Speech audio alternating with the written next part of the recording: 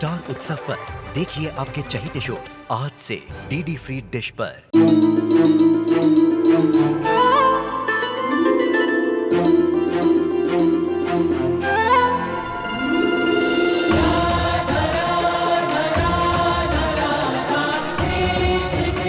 उत्तर प्रदेश की ब्रिजभूमि से आरंभ हुई वो प्रेम गाथा जिसने पूरे जग को समझाई प्रेम की परिभाषा। राधा कृष्ण 1 अप्रैल से सोमवार से रविवार सुबह 10 बजे स्टार उत्सव पर।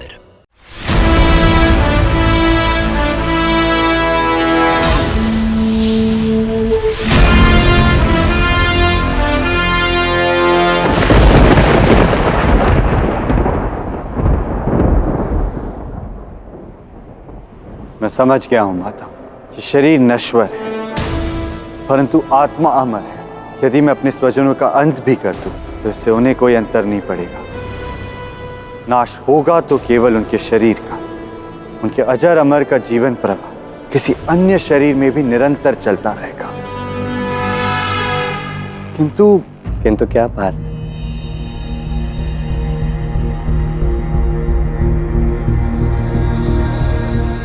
मेरे मन में अभी भी एक प्रश्न है माता जो मुझे सता रहा है। मैं ये तो समझ गया कि मेरे स्वजनों की मृत्यु पश्चात वो एक दूसरा शरीर धारण कर एक नया जीवन आरंभ कर लेंगे, परंतु अपनों को मारकर मेरा क्या होगा? मेरे कर्म तो मलिन हो जाएंगे ना माता। मेरे कर्मों की रक्षा तो मुझे ही करनी होगी।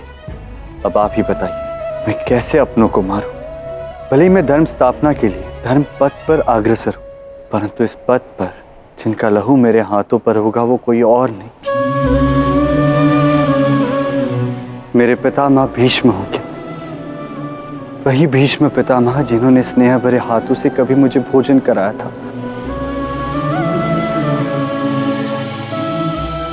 मेरे बाण उस गुरु द्रोण को आहत पहुंचाएंगे जिन्होंने स्वयं मुझे बाण चलाना सिखाया था।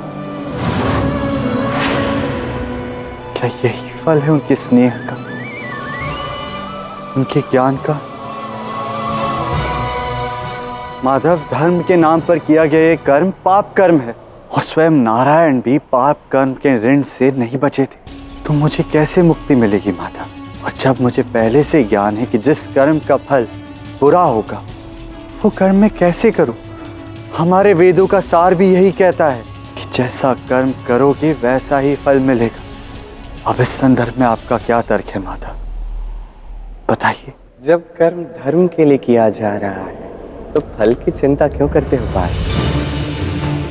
जब चित्त शुद्ध है, कर्म करने का कारण धर्म परायण है, जब मंशा पवित्र है तो ये शंका क्यों?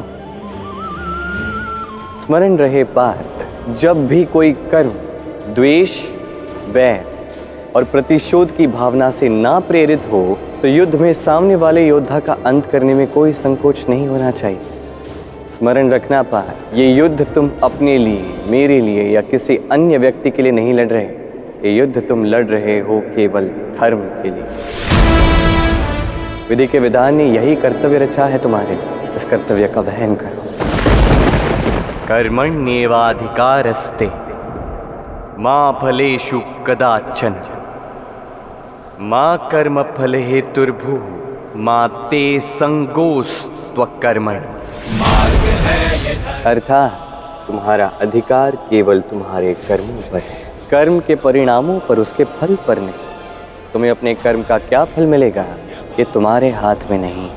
इसलिए कर्म करो किंतु बिना फल की कोई आशा किए, और ना ही उस कर्म से भागना उचित। कर्म करो बिना फल की चिंता किए। परंतु ये मनुष्य के लिए कैसे संभव है माता? ये कैसे संभव है कि हम अपनों की बलि चढ़ा दें और कर्म फल की चिंता ना करें? इसके लिए तो तुम्हें एक ऐसे महान व्यक्ति की गाथा सुननी होगी जिसने त्रेता युग में ये संभव किया था। ऐसी कौन सी महान व्यक्ति है माता? राजा हरिश्चंद्र। महाराज, हमारे गांव के पथिक बहुत त्रस्त हैं। पथ सही नहीं होने के कारण आए दिन उनके पांव घायल हो जाते हैं। ऐसा कैसे संभव है? हमारे राज्य में प्रजा इतनी दुखी और त्रस्त कैसे हो सकती है?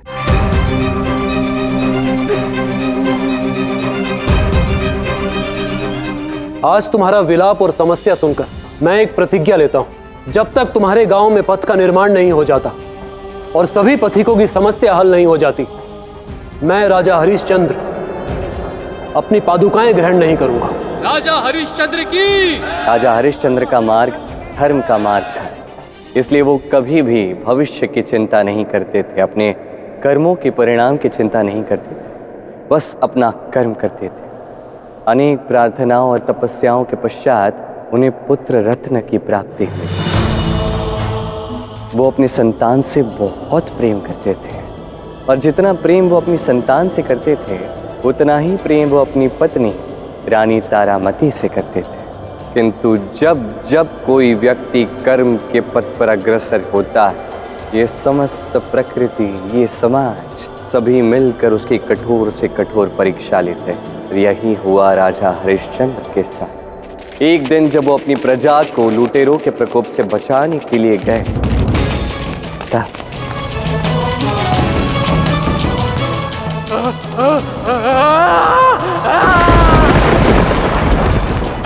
कौन हो तुम मूर्ख जिसने विश्वामित्र की तपस्या को भंग किया है? हे ऋषिवर, मैं इस राज्य का राजा हरिश्चंद्र हूँ और आपका तप मैंने भंग नहीं किया है। यहाँ पर जो लुटेरे थे उनके कारण भंग हुई है। आपका तप उनकी चित्कार से भंग हुआ है। कोई भी व्यक्ति तब चित्कार करता है जब कोई उस पर आघात करता है। कदाचित तुमने उन पर आघात किया होगा। तुम अपने मद में इतना चूर हो कि तुम्हें यह भी नहीं दिखाई दिया कि यहाँ पर मैं ऋषि विश्वामित्र तप में बैठे हैं। मुझे इस बात का तनिक भी ज्ञान नहीं था ऋषिवर। अगर ऐसा होता तो मैं इस क्षेत्र में आता ही नहीं। कृपया मेरी भूल को क्षमा करें ऋषिवर। मौन! तुम्हें क्षमा नहीं, श्राप मिलेगा, श्राप। और मात्र तुम्हें ही नहीं, तुम्हारी सेना को भी श्राप मिलेगा। नहीं नहीं ऋषिवर, ऐसा मत बोलिए। आप जैसा चाहेंगे मैं वैसा करूंगा। मैं जो मांगूंगा वो तुम दोगे? हाँ ऋषिवर, मैंने हमेशा सत्य ही बोला है। मेरा वचन हमेशा सत्य होता है, इसलिए आप नहीं संकोच कहिए। आप जैसा कहेंगे मैं वैसा ही करूंगा। अपने सत्य पर इतना अटल विश्वास? तो ठीक है, तुम अपना सर्वस्व, अपनी संपत्ति मुझे दे दो। यहां तक कि तुम अपने शरीर पर वस्त्र और आभूषण भी मत रखना। तुम अपने संपत्ति की एक एक वस्तु मुझे दे दो।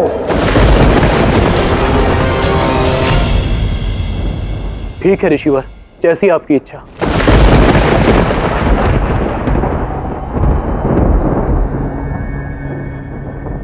अब मैं इस राज्य का राजा हूं, अतः तुम्हारा सर्वस्व अब मेरा हुआ।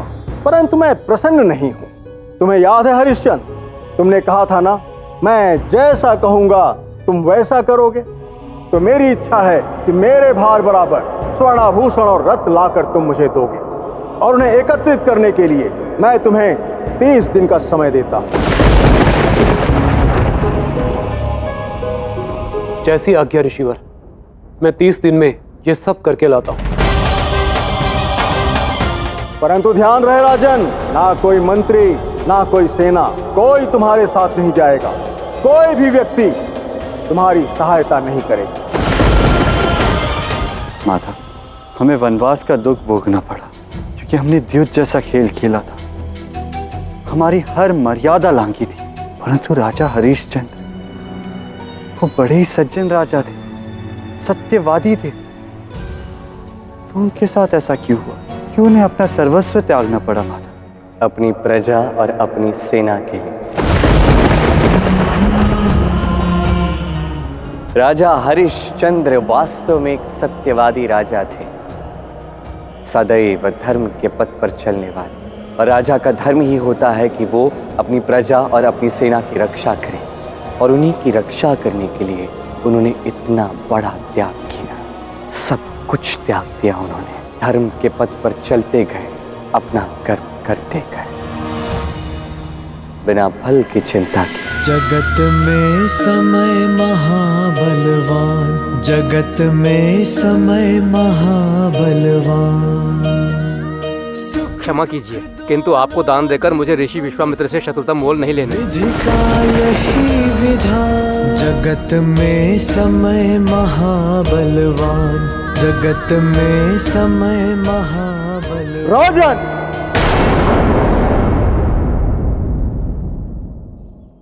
तुमने मेरी तपस्या भंग की थी राजन, तुम्हें इसका मूल्य चुकाना ही होगा। कहाँ है मेरे भार बराबर स्वर्ण और रत्न? ज्ञात हो, आज सूर्यास्त से पूर्व तुम्हें दी गई 30 दिन की अवधि पूर्ण हो जाएगी। आप सत्य कह रहे हैं मुनिवर, किंतु आज सूर्यास्त से पहले मैं कुछ न कुछ प्रबंध अवश्य करूंगा। वाह, यही है तुम्हारा सत्य वचन कि अभी तक स्वर्ण और रत्न जमा ही नहीं हुए। तुम तो कहा करते थे कि तुम्हारा वचन कभी व्यर्थ नहीं जाता। स्मरण रहे, तुम्हें दी गई अवधि आज पूर्ण होने के पहले मेरे भार बराबर स्वर्ण और रत्न यदि मुझे नहीं मिला तो तुम झूठे कहलाओगे, तुम्हारे वचन असत्य होंगे। नहीं, मैं ऐसा कदापि नहीं होने दूंगी, चाहे इसके लिए मुझे स्वयं को क्यों ना बेचना पड़े। इससे मुझे क्या, मैं तो तुम्हें दी गई अवधि पूर्ण होने के पहले धन लेने आऊंगा।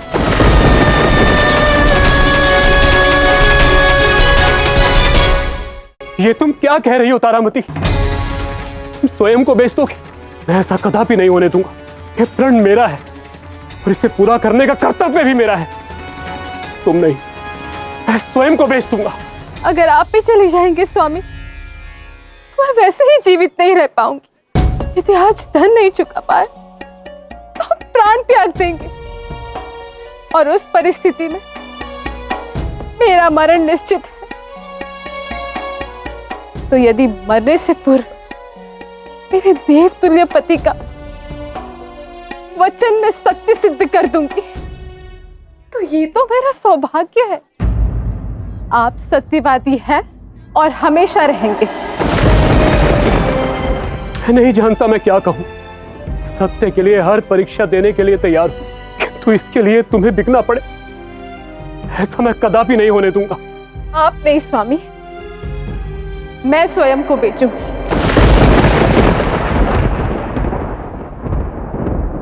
मैं तारामती आज आप सबके समक्ष प्रस्तुत हूं। मैं कई कलाओं में निपुण हूं।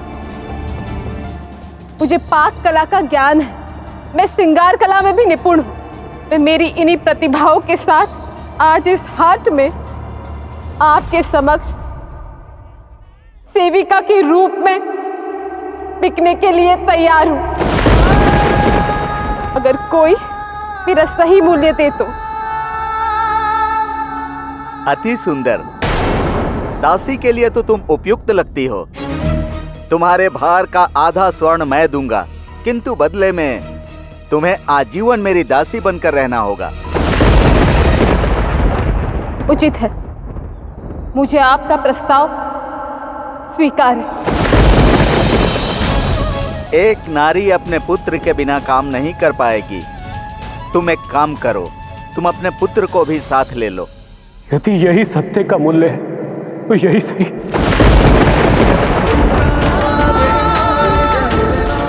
हे नारायण, कैसा धर्म संकट! सत्य धर्म को चुने या पत्नी बच्चे को, और तब भी हरिश्चंद्र और तारामती ने उन्होंने सत्य को ही चुना। क्या ये संभव है कि सत्य के लिए किसी को सब कुछ बलि पर चढ़ाना पड़े? इतने तप से प्राप्त हुए पुत्र का भी परित्याग करना पड़े? जब मार्ग धर्म का हो तो ऐसी कठिन चुनौतियां आती हैं। अब तुम्हें भी राजा हरिश्चंद्र की भांति एक महानतम बलिदान देना होगा। महानतम बलिदान? राजा हरिश्चंद्र को अपने कर्म के लिए इतना सब कुछ बलि चढ़ाने के पश्चात भी कोई और बलिदान देना पड़ा था। युगों युगों के लिए अमर हो जाना सरल तो नहीं होगा ना पार्थ। पत्नी और पुत्र के बिकने से भी उन्हें केवल आधा धन प्राप्त हुआ। आधा धन अब भी शेष था, और अब समय आ गया था सूर्यास्त के अंतिम क्षण का।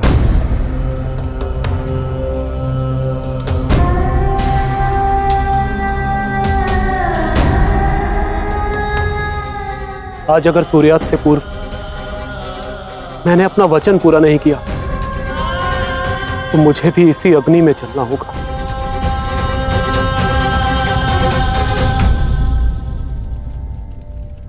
कौन है तू? काम चाहिए क्या तुझे? मेरे ऊपर बहुत भारी ऋण है, यदि आप वो ऋण चुका देते हैं तो मैं आजीवन आपका दास बनकर रहूंगा। आजीवन? मेरी शमशान भूमि में शवों को जलाने का काम करोगे? देखो, यहाँ शवों को अग्नि देने का मूल्य देना पड़ता है। तुम एक भी व्यक्ति से बिना मूल्य लिए किसी शव को अग्नि देने की अनुमति नहीं दोगे। मेरे सभी नियमों का पालन करोगे। यदि ये स्वीकार है तो मैं तुम्हें दास बनाऊंगा और तुम्हारा सारा ऋण भी चुका दूंगा। मैं हरिश्चंद्र हूँ, मेरा हर वचन सत्य होता है। मैं आपका हर नियम मानने के लिए तैयार हूँ।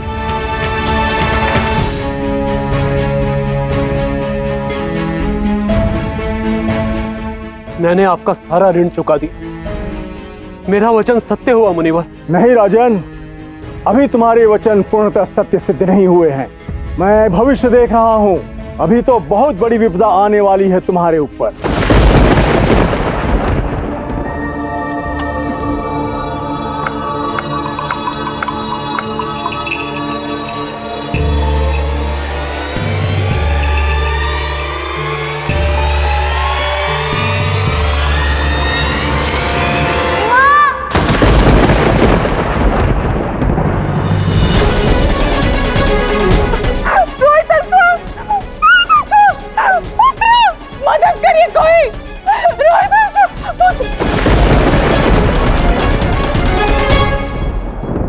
स्वामी,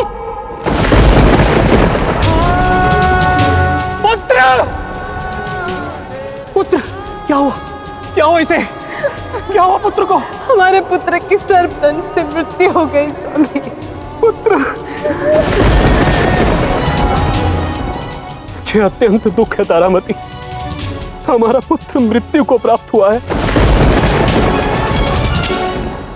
तो मुझे इस बात का संतोष भी है कि हमारे पुत्र को सद्गति प्राप्त होगी, क्योंकि इसने धर्म के मार्ग पर चलते हुए अपने प्राण दान दिए।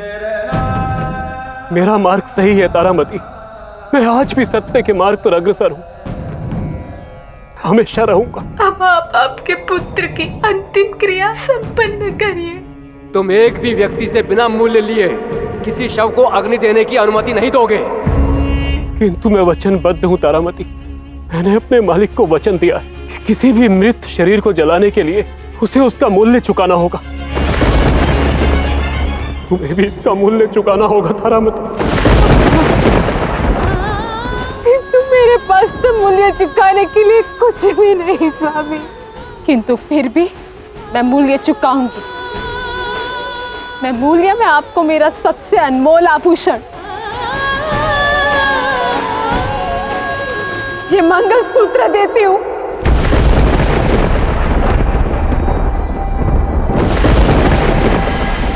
एक विवाहित स्त्री इस मंगलसूत्र को मृत्यु के बाद ही त्यागती है, और इसीलिए आज से मैं मृत ही हूँ।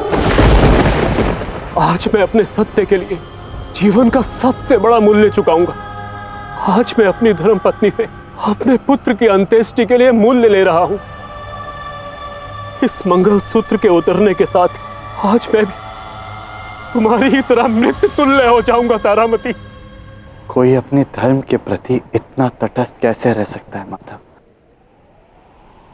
कोई अपने कर्म के पथ पर इतना बड़ा बलिदान कैसे दे सकता है? धर्म का पथ बिल्कुल भी सरल नहीं, किंतु सर्वश्रेष्ठ अवश्य है। ये होती है कर्म की परीक्षा पात। जो व्यक्ति धर्म के पथ पर चलता है उसका मार्ग अत्यंत कठिन होता है, किंतु यही दुर्गम मार्ग उसे उसके उचित स्थान तक पहुंचाता है।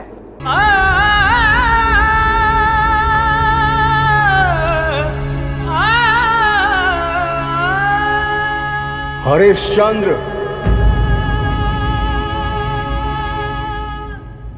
तुम धन्य हो हरिश्चंद्र। मैं मात्र तुम्हारे सत्य की परीक्षा लेना चाहता था। मैं देखना चाहता था कि सत्यवादी राजा हरिश्चंद्र सच में सत्यवादी है या नहीं। तुम अपनी परीक्षा में सफल हुए। तुम महान हो, तुम सत्यवादी हरिश्चंद्र हो।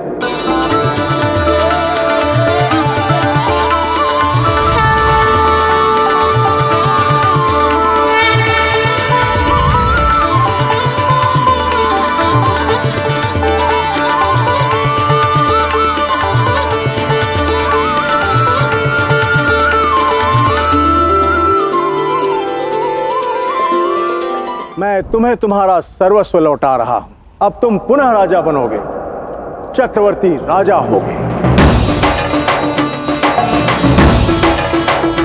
यशस्वी भव।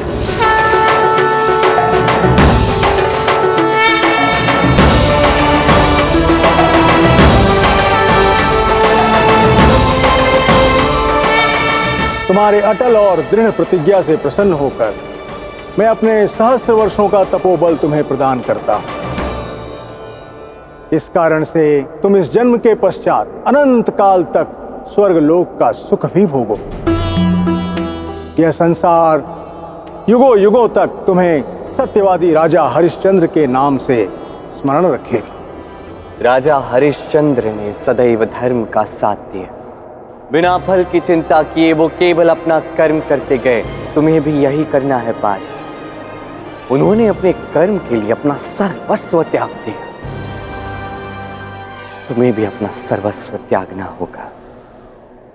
धर्म के लिए युद्ध लड़ना होगा अधर्मियों के विरुद्ध।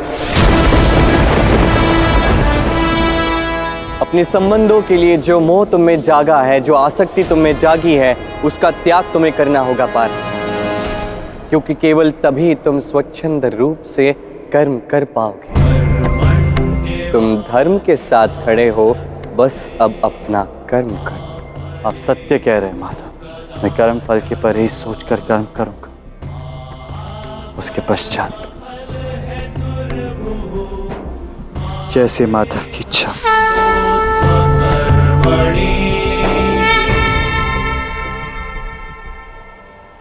धनुष उठाओ पार्थ, आगे बढ़ो।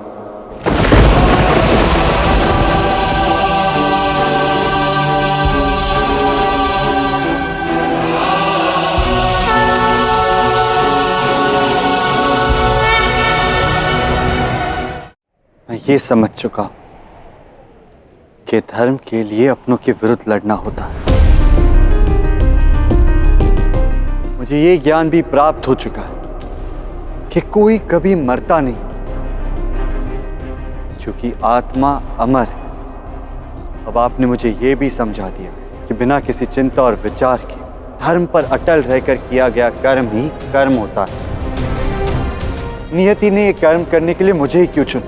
गांडीव मेरे पास ही क्यों है? हस्तिनापुर और इंद्रप्रस्थ का युवराज मैं क्यों? पितामह और गुरु द्रोण जैसे महानुभाव मेरे गुरु क्यों है? ये सब मेरे अपने क्यों है? केवल अर्जुन भावनाओं के वेग में क्यों बह रहा है माता? इनमें से कोई और क्यों नहीं? क्योंकि सब में सबसे अधिक मानवीय मूल्य अर्जुन में ही है। अर्जुन ही सबसे अधिक अबोध है। यहाँ अर्जुन के हृदय में ही सबसे अधिक प्रेम है। और इसलिए तो इस महान सनातन ज्ञान के प्रसार का माध्यम तुम बने हो पार्थ। मुझे बताओ पार्थ, ये ज्ञान मैं किसे दे रहा? इस नश्वर शरीर को तुम अपना किसे मान रहे हो? वो जो इस नश्वर शरीर से जुड़े। तुमने कहीं एक कर्म किया जिसके कारण आज तुम अर्जुन का रूप धारण करके यहाँ आए। इसलिए आज ये सब तुम्हें मिल गए, ये राज्य, ये अधिकार, ये परिवार, ये पितामह, ये गुरुद्रोह। अब यही अर्जुन कल किसी और शरीर में जन्म लेगा। तब कहाँ गया अधिकार? कहाँ गया राज्य? कहाँ गया हस्तिनापुर? पंच महाभूत, बुद्धि, अहंकार, उसके साथ मूल प्रकृति, 10 इंद्रियां, एक मन, 5 इंद्रियों के विषय अर्थात शब्द, स्पर्श, रूप, रस और गंध से बने हो तुम पार्थ। इसमें से ना कुछ लाए हो, ना कुछ लेके जाओगे। स्मरण रखना पार्थ, है परिवर्तन ही सत्य, झूठ सबका साथ है। ना कुछ खोया ना कुछ पाया, रिक्त रहते हाथ हैं। यदि मनुष्य को ब्रह्म सत्य से अवगत कर दिया जाए, उसे कह दिया जाए ये धरती जिस पे तुम खड़े हो, जल, पवन, अग्नि, ये आकाश, ये तुम्हारा नहीं है, तो क्या मनुष्य इसका उपयोग करना छोड़ देगा? तो क्या मनुष्य श्वास नहीं लेगा? क्या जल नहीं पिएगा? क्या इस धरती पर नहीं चलेगा पार्थ? निश्चित रूप से चलेगा। श्वास भी लेगा, जल भी पिएगा, अग्नि का भी उपयोग करेगा, आकाश का भी उपयोग करेगा। अर्थात इसकी रचना हर एक प्राणी के लिए की गई थी ना, किसी एक के लिए नहीं। और मनुष्य इसी अज्ञानता में फंसा रहता है, इसी अनभिज्ञता में फंसा रहता है। वो प्रयास करता है इसे प्राप्त करने का जो कभी हो नहीं सकता। समस्त जीवन व्यतीत कर देता है इसे प्राप्त करने की। सोचता है ये आकाश ये मेरा होना चाहिए, ये थोड़ी सी धरती ये मेरी होनी चाहिए, ये लोग मेरे होने चाहिए, ये व्यक्ति मेरा होना चाहिए। और ये मेरा होने की भावना यही हर समस्या की जड़ है। यदि ये जड़ ही लुप्त हो जाए, यदि आधिपत्य स्थापित करने की ये भावना ही लुप्त हो जाए, तो सब कुछ मानव का होगा। ये धरती, ये आकाश, अग्नि, जल, ये वायु, सब कुछ मनुष्य का होगा। बस कई बार इस नैसर्गिक सुख को भौतिक सुख के साथ लोग मिला देते हैं, इसका मिश्रण करते हैं, तत्पश्चात चेष्टा करते हैं कि वो इसे प्राप्त कर लें। और इसके पश्चात पता है क्या होता है अर्जुन? केवल एक छोटा सा भाग प्राप्त होता है, जबकि ये रचना तो अत्यंत दिव्य और भव्य है। मनुष्य यही करता है और इसीलिए आजीवन वो असंतुष्ट रहता है, अप्रसन्न रहता है। माधव, आपकी बातें मेरे समझ के परे। ये कैसे संभव है कि कोई अपनों को अपना ना माने? ये ज्ञान जितना सरल लगता है, इसे आचरण में लाना उतना ही कठिन है पार्थ।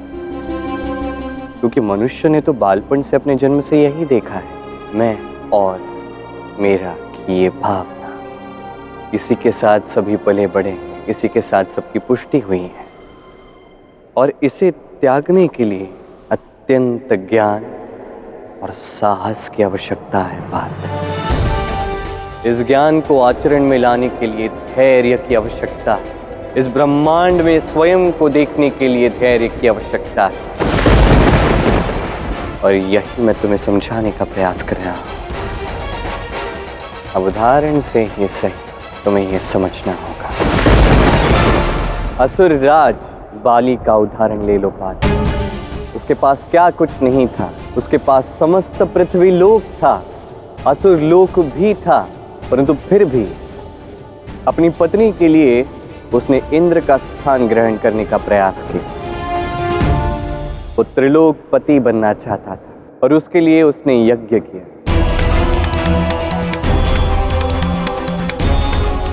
लालच व्यक्ति के विवेक को हर लेता है पार्थ। उस व्यक्ति को हम से मैं की ओर ले जाता है, इस मैं का वर्चस्व बढ़ाता है। ये मैं और मृत्यु दोनों की राशि एक ही।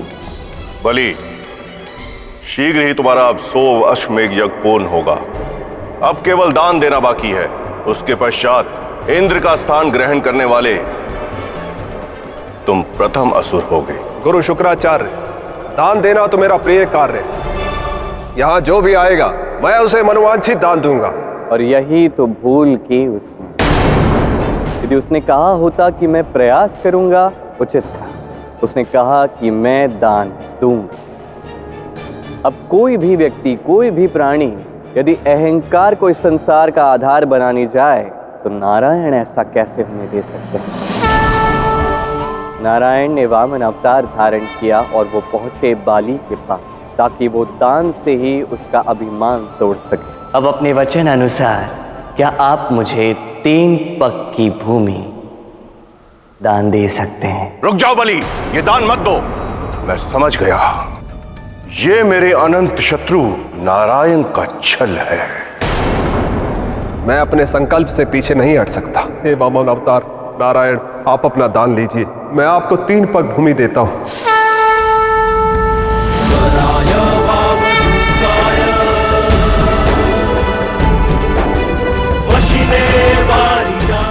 नारायण के वामन स्वरूप ने 2 पग में समस्त धरती, ये सारा आकाश, ये ब्रह्मांड माप ली।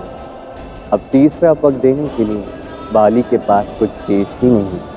इतनी शक्ति और बल के कारण मैं अपने मद में चूर हो गया था, किंतु अब मैं समझ गया हूं। इस प्रकृति के गूढ़ रहस्य को समझने का प्रयास करो पार्थ। तुम हो क्या? तुम पंच महाभूतों से बने, इंद्रियों से बंधे हो, एक साधारण से मनुष्य हो। तुम्हारा अस्तित्व ही क्या? इस संसार में तुम ऐसा क्या लेके आए थे जिसे तुम अपना कह रहे हो पार्थ? ये प्रकृति अनंत है, असीमित है पार्थ, और तुम्हारा अस्तित्व इस सृष्टि के समक्ष एक कण मात्र है पार्थ।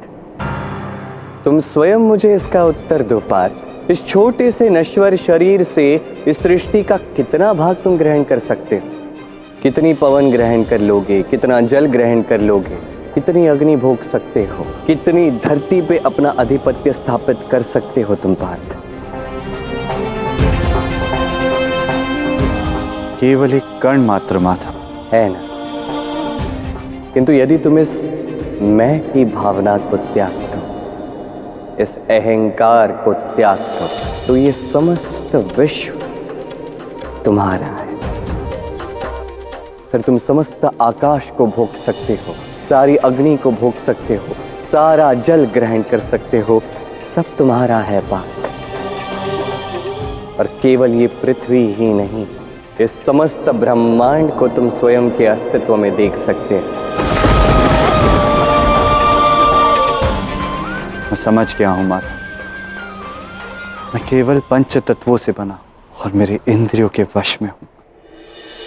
यह भी सत्य है माता कि जब मैं यहां कुछ लेकर ही नहीं आया था, तो यहां से क्या लेकर जाऊंगा? जब मैं ही नहीं हूं तो मैं का अस्तित्व भी नहीं, तो किसे मैं अपना समझ रहा था? जब मैं ही नहीं हूं तो किन्हें मैं अपना भाई समझ रहा था? किन्हें मैं अपना गुरु समझ रहा था? किन्हें मैं अपना पितामह समझ रहा था? सत्य तो ये है कि यहां सब कुछ कर्म प्रधान, ये सब एक कर्म का चक्र है। मैंने जो किया वो कर्म था, मैं जो कर रहा हूं वो कर्म है, और जो मैं करूंगा वो भी केवल कर्म ही होगा। सत्य तो ये है कि कर्म ही मेरा अस्तित्व है, कर्म से ही मैं बना हूं और कर्म से मेरी मृत्यु होगी, कर्म से मेरा अगला जन्म होगा या मुझे मुक्ति मिलेगी। सत्कर्म से मैं ब्रह्मांड बन सकता हूं और दुष्कर्म से मुझे मनुष्य बनकर रहना होगा। कर्म ही सब कुछ है, ये मैं समझ गया हूं माता। उत्तम, अति उत्तम पार्थ। अब अपना कर्म करो। अवश्य माता। आपके सानिध्य में मैं बहुत कुछ जान चुका, ये भी जान चुका हूं भले मैं इस युद्ध का आरंभ कर दूं और आपके मार्गदर्शन से इसे जीत भी जाऊं, किंतु ज्ञान का जो ये अद्भुत क्षण मुझे आज आपके साथ प्राप्त हुआ है, वो भविष्य में मुझे पुनः कभी प्राप्त नहीं होगा। इसीलिए हे माता, मैं आज अपने मन की हर जिज्ञासा को शांत करना चाहता हूं। मेरे एक और प्रश्न का उत्तर दीजिए। ये एक ऐसा प्रश्न है जो संसार के हर मनुष्य के मन में होगा। यदि मैं अनेक बार जन्मा हूं तो मैंने अनेक युद्ध भी लड़े होंगे, कई जीते भी होंगे, तो क्या उससे मुझे आनंद की प्राप्ति हुई है? और यदि नहीं तो इस सब का औचित्य क्या है? सत्य कहा पार्थ। सत्य में संसार के प्रत्येक प्राणी ने प्रत्येक जन्म में अनेक युद्ध लड़े, कई हारे कई जीते भी, किंतु उसे परम आनंद की प्राप्ति कभी नहीं हुई, क्योंकि उसने अपना कर्म अनासक्त होकर किया ही नहीं, अपने अहंकार को त्याग कर कर्म किया ही नहीं। वो भूल गया ये महत्वपूर्ण ज्ञान कि आज की ही ये जीत कल की हार भी बन सकती है। और आज की यही हार भविष्य में जीत में भी परिवर्तित हो सकती है। इस अनित्य के ज्ञान को भूल गए, इस परिवर्तन के ज्ञान को भूल गए। उन्होंने जीत में उत्सव मनाया, दुख में शोक मनाया, जबकि ये दोनों ही परिवर्तनशील हैं। देहिनोऽस्मिन् यथा देहे कौमानं यौवनं जरा तथा देहांतर प्राप्ते धीरस्तत्र न मुह्यते। मात्रा स्पर्शास्तु कौन्तेय शीतोष्ण सुख दुःखदाः आगमापायिनो नित्याः तान् तितिक्षस्व भारत। मनुष्य जन्म लेता है, पहले एक शिशु बनता है, फिर एक युवक बनता है, फिर वृद्ध अवस्था में जाके उसका अंत होता है। अर्थात मनुष्य जीवन की ये लीला ये अनेक परिवर्तनों को भोगती। यही मनुष्य शरीर, इसे कभी ठंडी का आभास होता है तो कभी गर्मी का आभास होता है, कभी सुख का अनुभव होता है तो कभी दुख का आभास होता है। इससे यही सिद्ध होता है पाठ कि परिवर्तन ही संसार का सनातन नियम है। इसलिए जीत का अहंकार और दुख का शोक दोनों ही अनुचित है पार्थ। तुमने मुझसे पूछा युद्ध से तुम्हें आनंद प्राप्त होगा या नहीं। आनंद छोड़ ही दो पार्थ, मैं तुम्हें बताता हूं परम आनंद को प्राप्त करने का मार्ग क्या है। सुख दुख, मान अपमान, लाभ हानि, हार जीत, ये लोक धर्म कहलाते हैं। ये जीवन में आते हैं जाते हैं, कभी निरंतर नहीं रहते। आजीवन कोई सुखी नहीं रहता, कोई दुखी नहीं रहता। किसी को आजीवन मान नहीं मिलता, अपमान नहीं मिलता। कोई आजीवन नहीं हारता, ना जीतता है। ना जीवन में किसी का सदैव अपमान होता है, ना ही सम्मान होता है। इन सभी में अपने इस मन को अपरिवर्तनशील बनाए रखो पार्थ।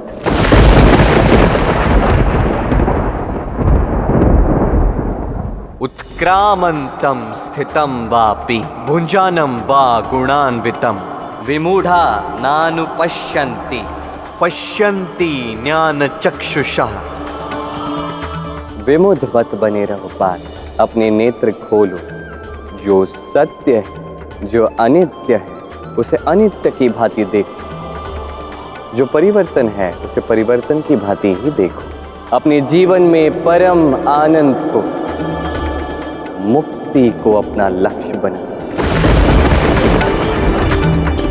हे माधव, ऐसा लगता है कि जन्म जन्मांतर से मैं इस ज्ञान के लिए यात्रा कर रहा था, किंतु जब अब मुझे ये ज्ञान प्राप्त हो चुका है तो इस युद्ध की क्या आवश्यकता है। माधव, मेरे कर्म की ये यात्रा पूर्ण क्यों नहीं होती? क्योंकि ये ज्ञान केवल तुम्हारे लिए नहीं पार्थ, इस समस्त ब्रह्मांड के लिए ये ज्ञान सभी को मिल रहा है पार्थ, ताकि केवल तुम ही नहीं, इस सृष्टि का हर एक प्राणी अपने जीवन का उद्धार कर सके। पार्थ, तुम तो वो दिव्य माध्यम हो जिसके कारण, जिसके माध्यम से ये सनातन ज्ञान इस संसार में प्रवाहित हो रहा है। और ये ज्ञान अर्जित करना, इस ज्ञान की प्राप्ति ही तुम्हारा लक्ष्य नहीं है। तुम्हें अब इस ज्ञान को जीना है। ये युद्ध इसी ज्ञान के आधार पर तुम्हें लड़ना है पार्थ। तुम्हें इस संसार के लिए उदाहरण बनना है, ताकि ये गीता केवल ग्रंथ बनकर न रह जाए, अपितु चरित्र निर्माण का साधन बने। ताकि लोग इसे केवल स्मरण ही न रखें, अपितु इसके अनुसार अपना जीवन जी। क्योंकि गीता का पाठ करने से मुक्ति मिलेगी, किंतु इसे आत्मसात करने से मनुष्य को सद्गति प्राप्त होगी। अद्भुत माधव, आज मेरे मन के हर प्रश्न का उत्तर मुझे मिल गया, किंतु एक अंतिम जिज्ञासा मेरे मन में और है।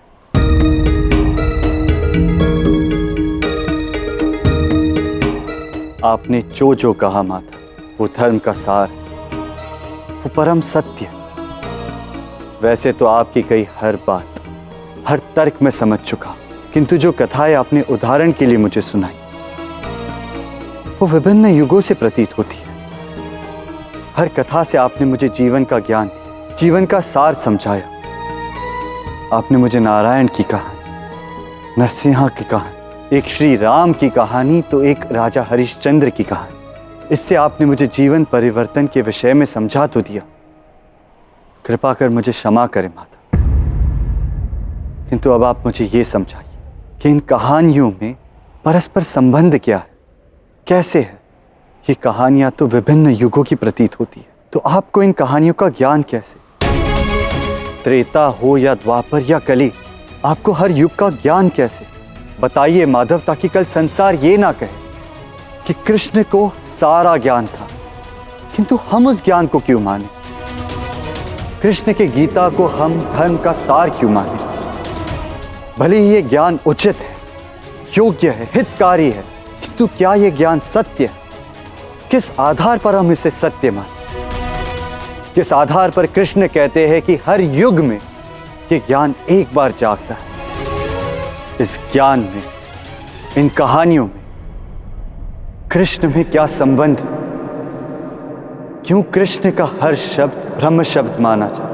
क्यों उसे जीवन का आधार माना जाए, कर्म की व्याख्या और धर्म का मार्ग माना जाए?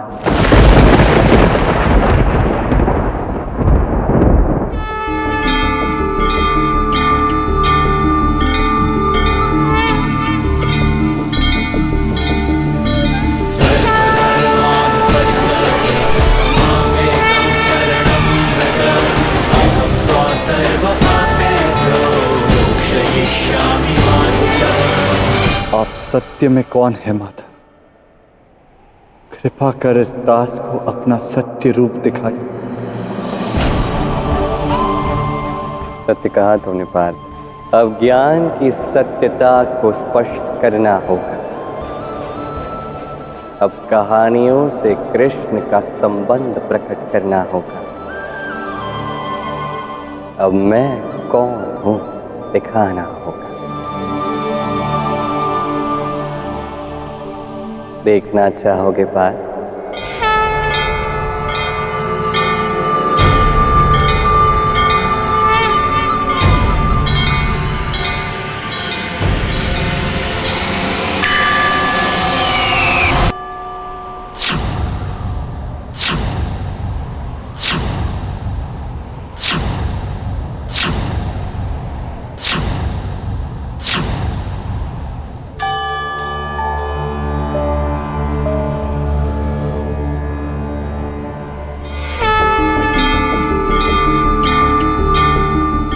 समय आ गया है कि तुम मेरा वास्तविक रूप, सत्य स्वरूप देख लो।